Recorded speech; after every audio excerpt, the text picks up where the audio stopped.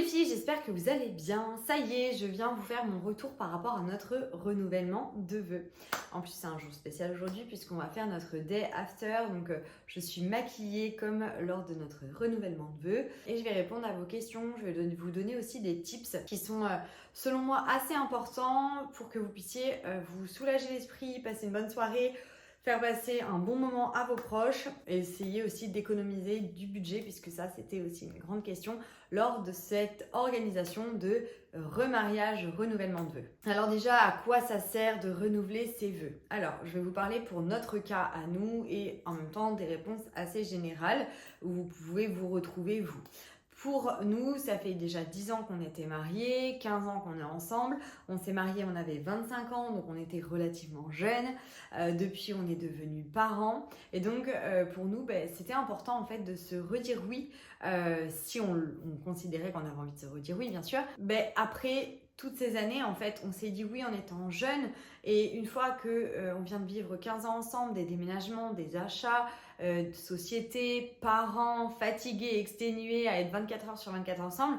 Mais si Thibaut m'avait demandé en mariage à 35 ans, est-ce que j'aurais dit oui? Et quand il m'a demandé en mariage pour la deuxième fois, c'était une évidence, c'était oui, je re-signe avec lui.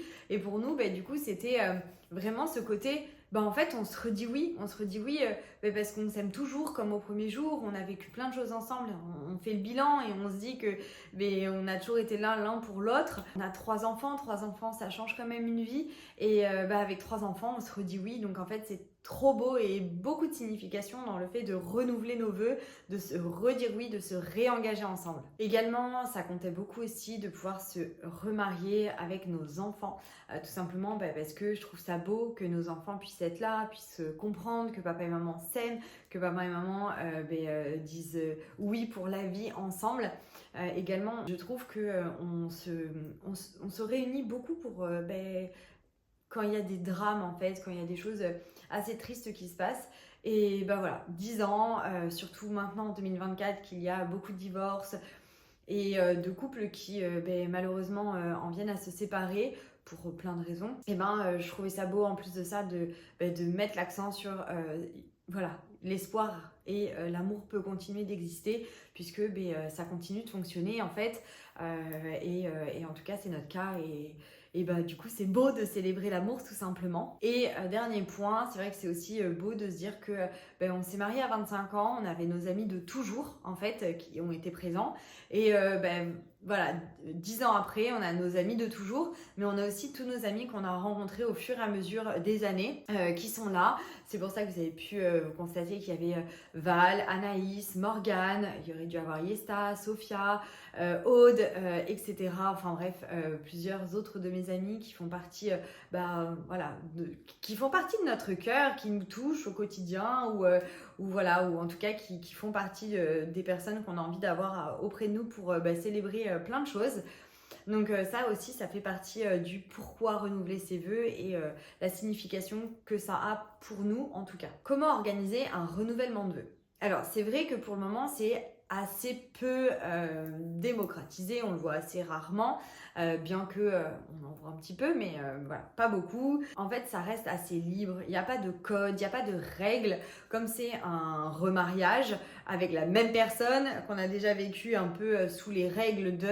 Par exemple, pour notre premier mariage, donc on avait nos amis, les amis de mes parents et les amis des parents de Tib. Là, en l'occurrence, on a fait que ce que nous, on voulait. On n'a pas non plus invité la totalité de nos familles. On voulait vraiment quelque chose qui soit très intime avec des personnes qu'on a quotidiennement, soit dans nos vies physiques, soit de nouvelles, soit des personnes qui nous sont réellement proches.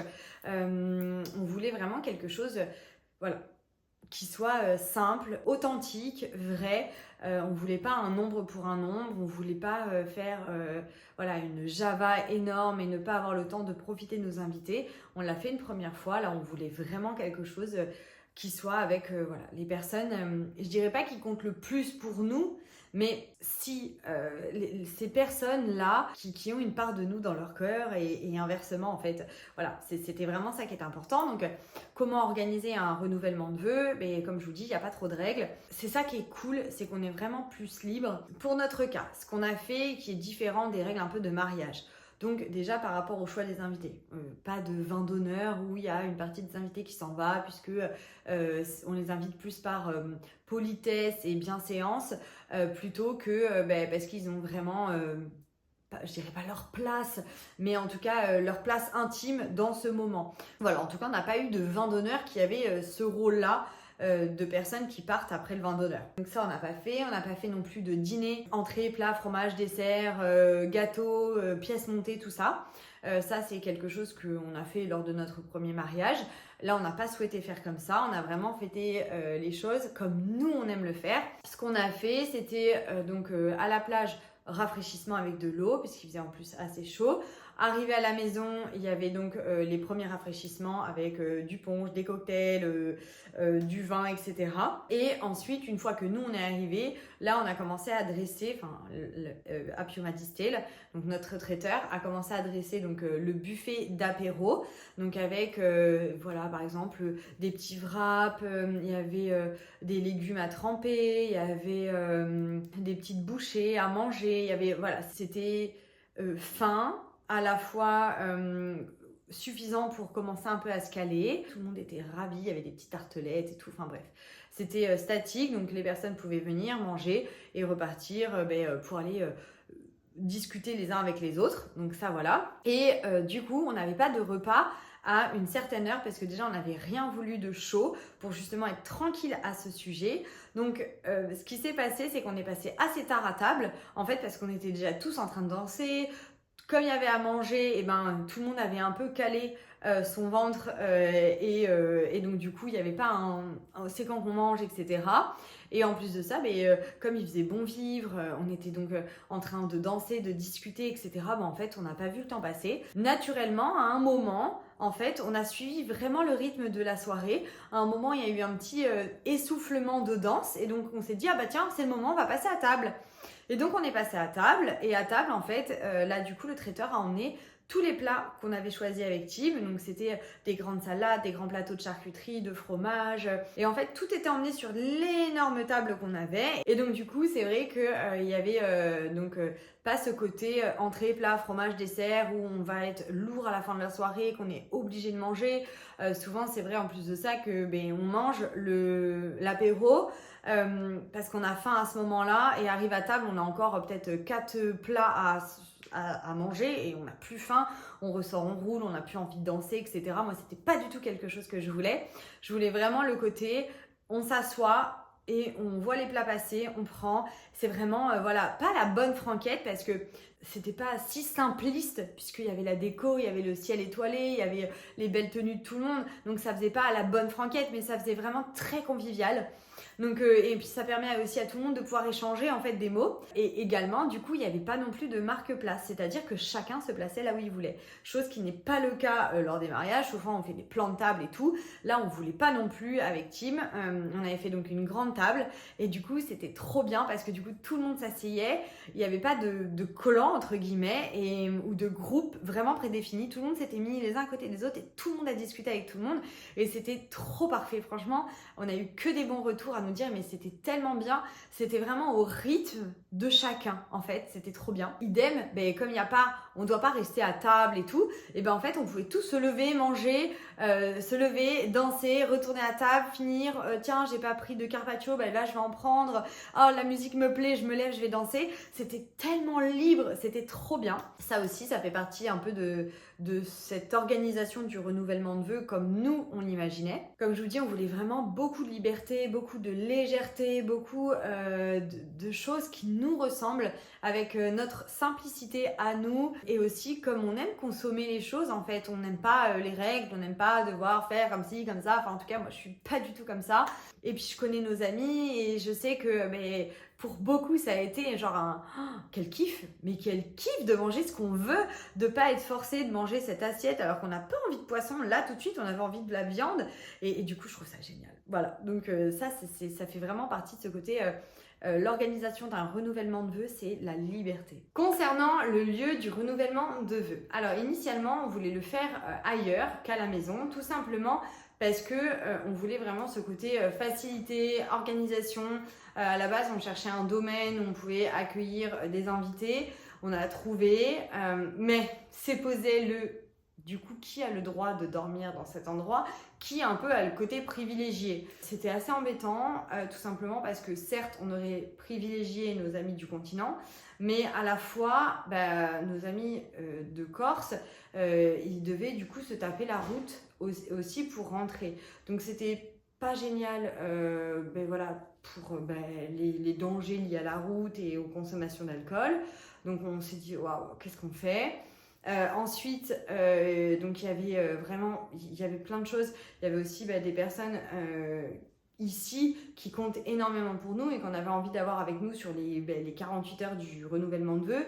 Et on s'est dit, ouais, mais du coup, c'est pas fair play, qu'est-ce qu'on fait ? On était trop le cul entre deux chaises à se dire, mais qui est privilégié, qui ne l'est pas ? Fallait du coup demander un peu à nos invités qui étaient plus dans l'optique de partager vraiment ce moment en immersion avec nous, ou qui voulait avoir un peu son indépendance et pouvoir faire un peu comme il voulait, puisque il y a aussi les billets d'avion, les logements, les voitures et tout pour venir jusqu'en Corse.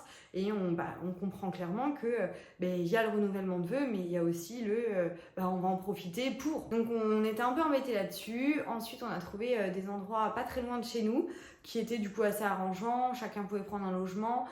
Ceux qui habitaient à côté de la maison, puisque c'est la majorité de nos amis ici, c'était aussi simple pour eux et tout. Mais en fait, à chaque fois que je visitais les lieux de réception et tout, je me disais, chez nous c'est pareil, chez nous c'est mieux. Je me sens mieux chez nous. Il y en avait un qu'on avait visité qui était absolument splendide, vue sur la mer, coucher de soleil incroyable et tout. Et en fait, je trouvais pas sécure pour les enfants. J'avais très très peur qu'un des enfants tombe et du coup tombe dans... En fait, c'était un peu sur une colline, donc tout était un peu en ravin. Donc si l'enfant tombait, c'était tout de suite le drame. Pour aller sur la plage privée, c'était pas des escaliers simples. C'était un peu, voilà... C'était le lieu qu'on avait réservé au début, qui était aussi magnifique que, à mon sens, pas adapté, en tout cas pas déjà pour mes 2 derniers. Donc du coup, je me suis dit, mais si pour moi déjà, pour mes 2 derniers, alors je vais les faire passer en priorité sur le fait de faire attention à eux, j'ai pas envie que mes amis aient un problème, quoi, parce que non. Et donc on s'est dit, bon, on arrête de faire des recherches, on va le faire chez nous, comme on a fait pour les baptêmes. Ça s'est très bien passé, on a kiffé. Niveau organisation, oui, il y a un peu de rangement, oui, il y a un plus gros ménage à faire, mais ça se fait et au moins on est tranquille. Baptista étant petit, il va falloir le coucher relativement tôt, il sera dans son lit, nous on sait qu'il ne va pas se réveiller derrière, ça va vraiment être bien plus agréable pour nous en termes de charge mentale. Donc on est parti sur l'optique de le faire chez nous et de là. On s'est dit, mais en fait, attends, il y a plein de choses qui ne vont pas à la maison, qui ne sont pas prêtes en fait pour ce que j'avais envie. Je voulais des belles photos, des belles vidéos. Il y avait des choses qu'on devait faire depuis un moment, c'était pas fait. Il y avait des choses qui étaient pas adaptées en termes de danger, mais pas adaptées en termes de non, j'ai pas envie. Fallait le faire ça depuis un moment, c'est pas encore fait. Là, va falloir que on se mette un sacré coup de collier. Il va falloir qu'on le fasse. Donc c'est ce qui a été fait. La terrasse a été on avait des cailloux tout blancs autour de la terrasse. Dès qu'on marchait dessus, qu'on allait sur la terrasse, on emplâtrait notre terrasse en bois. Il y avait des traces de partout à enlever. C'était une catastrophe. C'était des heures et des heures de Karcher spécial bois. Donc il fallait enlever tous les cailloux blancs, faire une vraie délimitation en creusant, en faisant du ciment, en mettant des bordures. Ensuite, il fallait mettre d'autres cailloux qui ne soient pas colorés, mettre des dalles pour pouvoir que ça fasse joli. Les cailloux blancs, du coup, ils étaient achetés, il fallait les réutiliser. Donc on s'est dit, ça fait longtemps qu'on veut faire l'espace Brasero, on va le faire. Ce sera sympa de faire un petit feu durant la soirée. Donc on a fait l'espace Brasero. Seulement, quand Thibaut il a mis les bordures de l'espace Brasero, j'ai dit mais non, je pas du tout. Donc là je lui ai dit on attaque, on va faire le banc tout de suite. Et il m'a dit non, je lui ai dit si, on va faire le banc tout de suite. Donc là on a fait du parpaing, Donc Thibaut a dû se prendre pour un maçon après avoir fait le côté un peu charpentier. On a agrandi une partie de la pergola parce qu'il va y avoir à un moment une cuisine extérieure que Thibaut va construire. Mais on s'est dit que ce serait très bien qu'elle soit tout de suite agrandie, comme ça plus simple aussi pour la réception, pour qu'on puisse tous être autour de la table et pouvoir manger le buffet. Le terrain de pétanque, puisqu'on savait qu'au brunch, on ferait une partie de pétanque. Et il valait mieux que ce soit de ce côté-là plutôt qu'à chaque fois là où il y a toutes nos voitures, puisque du coup les garçons vont là-bas, puisque le terrain de pétanque n'était pas assez grand initialement. Donc Thibaut a refait le terrain de pétanque. On s'est quand même lancé dans le potager puisque je voulais pas ne pas faire de potager cette année. Donc bref, il y a eu tous ces changements-là qui ont opéré à la maison. On avait aussi donc la vue chez le voisin et lui qui avait vu chez nous, ce qui n'était pas beau pour les photos, les vidéos. Puis c'était pas du tout intimiste du coup, puisqu'on voulait quelque chose de très intimiste. Comme c'est pas quelqu'un qui est proche de nous, du coup on n'avait pas envie qu'il ait vu sur notre événement. Et inversement, on voulait pas avoir vu chez lui. Enfin voilà, on avait envie d'avoir notre maison à nous. Donc il a fallu que le brise-vue soit posé, que nous du coup on voit ce qu'on faisait de notre côté, puisque le brise-vue, voilà, c'est moche. Clairement, c'est très moche. Et nous, initialement, on voulait monter à nos frais un mur de parpaing jusqu'en haut pour que ce soit plus joli. Nous, on aurait mis du crépi, on n'en parlait plus. Ça n'a pas été un choix qui lui convenait. Donc, du coup, il y a eu le brise-vue. Et donc, après, on a eu les 60 pieds de haie à mettre. Donc, bref, il y avait pas mal de petites choses comme ça qui ont dû voir le jour en un laps de temps vraiment très court. On ne voulait pas s'emplâtrer avec un budget de renouvellement de vœux qui soit plus important que le budget du mariage d'il y a 10 ans. Voilà, on voulait quelque chose qui soit un peu monsieur, madame, tout le monde, mais à notre image en fait. On voulait pas quelque chose d'explosif, on en met plein les yeux. Voilà, on voulait vraiment quelque chose qui nous ressemble. Monsieur, madame, tout le monde, mais à notre image. C'est clairement ça. Donc par rapport au lieu, voilà, on a fait le choix de le faire chez nous et aucun regret, c'était magnifique. Donc du coup, tout l'investissement qu'on aurait dû mettre dans la location d'un autre endroit, en fait, on l'a investi chez nous. Là aujourd'hui, on trouve que notre jardin est magnifique. On se sent clairement chez nous et bien en fait, donc c'est trop bien. Ensuite, concernant les échanges, bagues et tout ce qui va être un peu symbolique lors du renouvellement de vœux, nous on n'a pas souhaité faire un renouvellement de vœux avec un échange de bagues. J'ai pas acheté de nouvelle bague à Thib, on n'a pas acheté une nouvelle. En fait, on a nos bracelets qui sont des bracelets de la marque Cartier qui en fait ne se ferment qu'avec un tournevis. Thibaut en a un, moi j'en ai un et on se les est offerts dans l'année parce que c'est les bracelets Love où en fait on appartient à celui qui nous l'offre. On ne se les est pas offerts en même temps à la base. Donc du coup ce qu'on a fait c'est que on les a enlevés tous les deux et on se les est offerts à ce moment-là en même temps. Et on a fait aussi le rituel du sable où chacun de nous met dans un récipient une couleur d'un sable à chaque fois en mettant des intentions pour le couple et la famille. Et ensuite, on l'a terminé à la maison avec les enfants où chacun à leur tour mettait en fait le sable. Donc voilà, pour nous, il y a une signification à ce moment-là et pour ces rituels-là. On voulait encore une fois quelque chose qui nous ressemble, qui soit simple et raffiné sans devoir se forcer à la consommation. Vous voyez ce que je veux dire ? Donc voilà, on a fait aussi un discours, chose qu'on n'avait pas fait à notre mariage. On n'avait pas fait de discours, on avait eu le discours du prêtre, on avait fait avec le maire, on avait fait un discours à nos invités, on avait fait pas mal de petites animations, on ne s'était pas fait de discours. Là du coup on en a vraiment profité pour faire un long discours chacun en fait, à se dire plein de choses et aussi à nous faire connaître. En fait, durant ces 10 dernières années, donc il y a eu nos nouveaux proches qui sont arrivés dans nos vies, qui font partie intégrante dans notre cœur, qui connaissent certaines choses que nos amis du continent vont peut-être moins connaître parce que la distance fait qu'on s'écrit un petit peu moins. Il y a toujours des petites choses que les uns vont connaître, que les autres n'ont pas connues, etc. C'est-à-dire que les débuts, nos amis du continent les connaissent par cœur puisque ce sont nos débuts, ils étaient avec nous. Et nos difficultés rencontrées, ça va souvent être un petit peu plus les personnes d'aujourd'hui avec qui on déjeune régulièrement, avec qui on dîne, avec qui on fait des barbecues tous les dimanches, qui vont savoir certaines choses. Alors bien sûr, ma meilleure amie va tout savoir et encore que il y a des fois des petites choses qu'elle peut ne pas avoir eu le temps de prendre connaissance et moi j'ai pas eu le temps de lui raconter, etc. Donc les discours retraçaient un peu toutes nos personnalités, nos façons de faire, nos difficultés rencontrées, comment on réagit l'un avec l'autre. Et du coup, ça apprenait en fait aux uns et aux autres des informations qu'ils n'avaient peut-être plus, qui pouvaient être erronées, qui pouvaient être tout simplement méconnues, parce que ils n'avaient pas dû faire face à ces choses-là à ce moment-là. Donc il y a eu le discours de chacun de nous deux. On n'a pas fait participer nos proches au discours parce que cette fois on voulait pas non plus que ça dure trop longtemps et que ce soit voilà. On voulait vraiment célébrer l'amour et on voulait se dire les choses à nous deux. Donc ça voilà, c'était vraiment ça qui était important. Et on trouvait aussi que les discours, si vous voulez, on se connaît tellement qu'on n'a pas tellement besoin de conseils autour.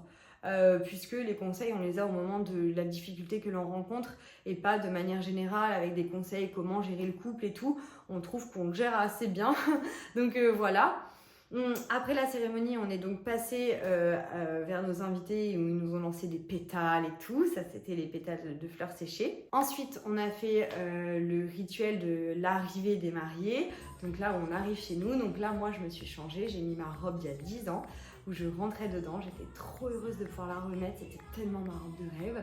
Donc j'ai remis ma robe. On est arrivé sur Sarah Ferritiamo. Tous nos amis avaient une grande baguette de fée avec des petites clochettes au bout de la baguette qui secouait comme ça, c'était trop beau, trop magnifique. Donc là tout de suite on a tous dansé ensemble.